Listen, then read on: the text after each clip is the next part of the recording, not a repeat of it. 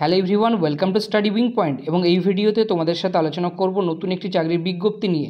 তো প্রথমত তোমাদের জানিয়ে রাখি, টিসিএস অর্থাৎ টাটা কনসালটেন্সি সার্ভিসের পক্ষ থেকে প্রচুর শূন্যপদে ফ্রেশার্স নিয়োগের নতুন একটি বিজ্ঞপ্তি প্রকাশিত হয়েছে। ভারতের এই বৃহত্তম তথ্য প্রযুক্তি সংস্থা সদ্য প্রকাশিত বিজ্ঞপ্তিতে বলা হয়েছে যে বিটেক, এমটেক, বিএ, এমসিএ সহ বিভিন্ন টেকনিক্যাল স্টুডেন্টরা কিন্তু এখানে আবেদন করতে পারবে। এবং এখানে তোমাদের বলে দেওয়া আছে যে আবেদনপত্র জমা দেওয়া অর্থাৎ তোমাদের রেজিস্ট্রেশন করার লাস্ট ডেট 14/4/2024 অর্থাৎ এপ্রিল মাসের 14 তারিখ কিন্তু রেজিস্ট্রেশন করার লাস্ট ডেট।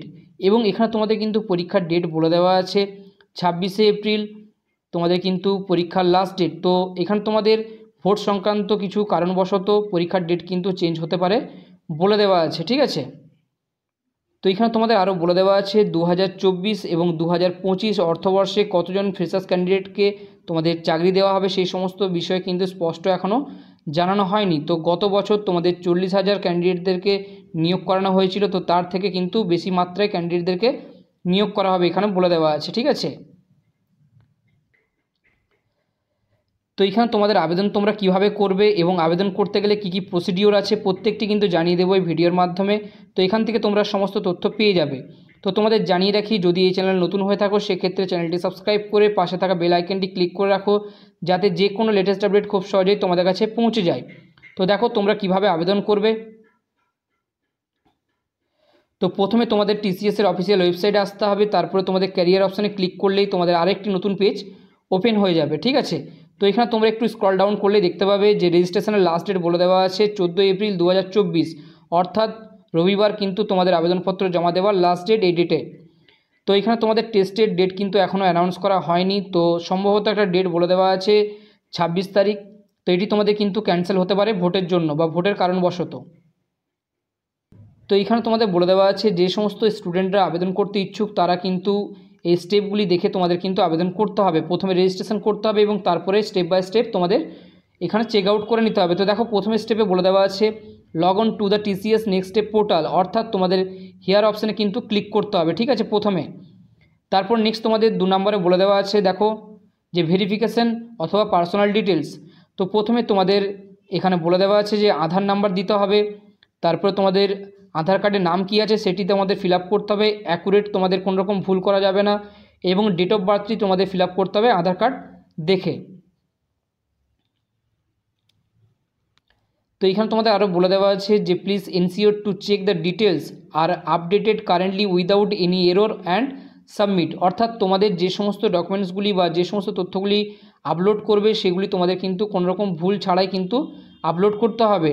যদি তোমাদের ভুল থাকে সেক্ষেত্রে তোমাদের অ্যাপ্লিকেশানটি কিন্তু ডিসকোয়ালিফিকেশান করে দেওয়া অর্থাৎ ক্যান্ডিডেটকে কিন্তু ডিসকোয়ালিফিকেশান করে দেওয়া হবে এখানে বলে দেওয়া আছে, ঠিক আছে।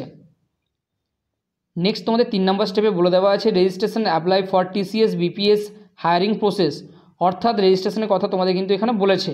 তো দেখো তোমাদের প্রথমে যেটি বলেছে if you are a register user kindly log in and process to complete the application form অর্থাৎ যদি তোমরা অলরেডি রেজিস্ট্রেশন করে রাখো অর্থাৎ রেজিস্টার ইউজার হয়ে থাকো সেক্ষেত্রে তোমাদের নতুন করে রেজিস্ট্রেশন করতে হবে না, লগ ইন করে তোমাদের প্রসেস কমপ্লিট করতে হবে, তাহলে তোমাদের অ্যাপ্লিকেশন ফর্মটি কিন্তু ফিল আপ হয়ে যাবে, ঠিক আছে।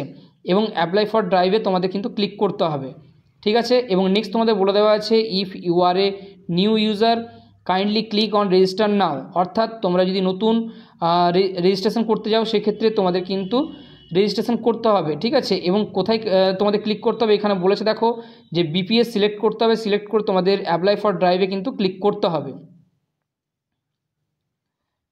তো এখানে তোমাদের আরেকটি ইম্পর্টেন্ট তথ্য দেওয়া আছে, বলে দেওয়া আছে please ensure that the details in the TCS application form are complete and accurate অর্থাৎ কী কী জিনিস তোমাদের ভালোভাবে ফিল আপ করতে হবে এবং অ্যাকুরেটভাবে দিতে হবে।